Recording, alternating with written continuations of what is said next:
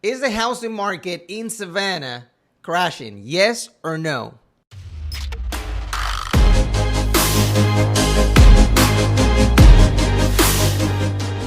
Welcome back to another video. If you don't know me, I'm Luis Bruno. I am a realtor down here in Savannah, Georgia. And I make content like this to help people like you make better decisions when it comes to real estate. Now, I woke up this morning, did some research on the market, and I wanted to share with you 7 things that I'm going to be discussing. That way we can have an idea about the state of the market in Savannah. So this is what I'm going to share with you. Number 1, price medium. That's pretty much how much our houses selling on average, basically, right? Based on the market, how long are they taking to sell? Inventory, meaning how many houses are there right now available on the market. Number 4, the top zip codes, which means where are people buying in this county. Number 5, the amount of showings. If you're a homeowner, how many showings are you supposed to expect in this market? And if you're a buyer, how much competition are you going to have competing with other buyers?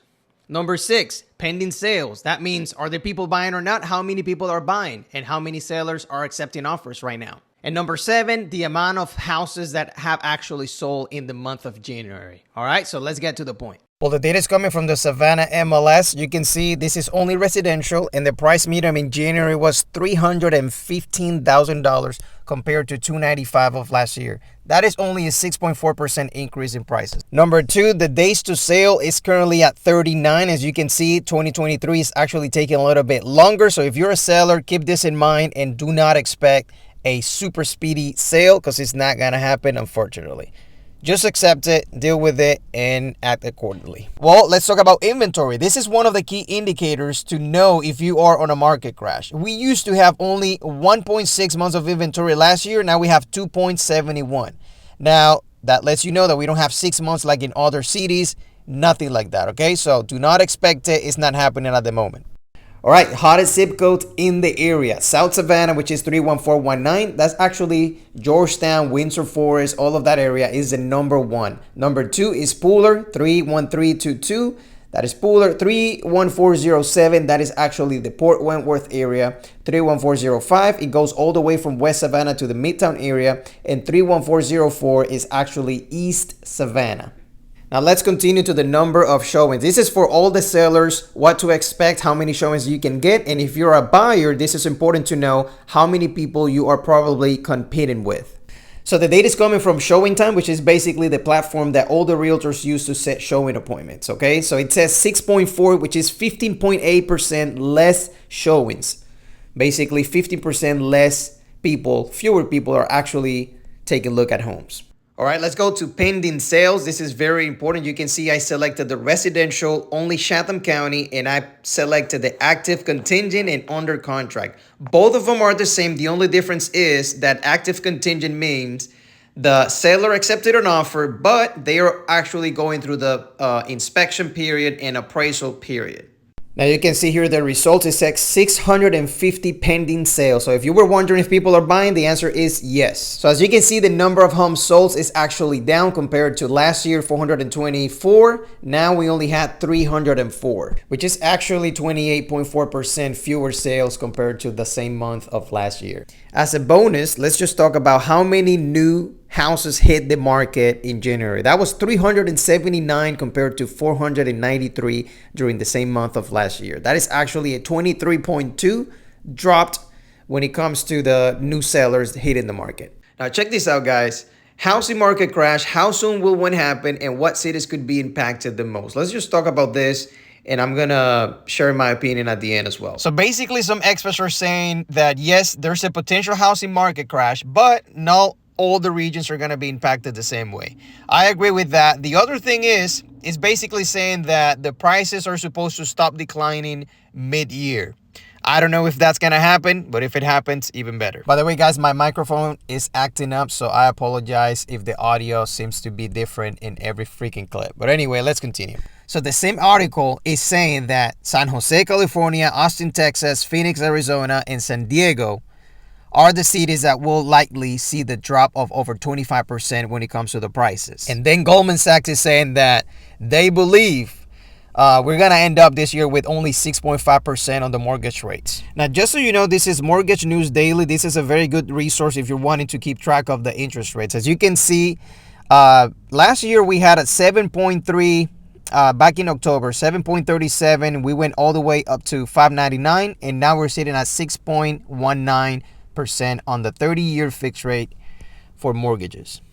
Now, here's the most important thing about this video. I want to share two things with you. Number one, let's answer the question that I initially said on the video.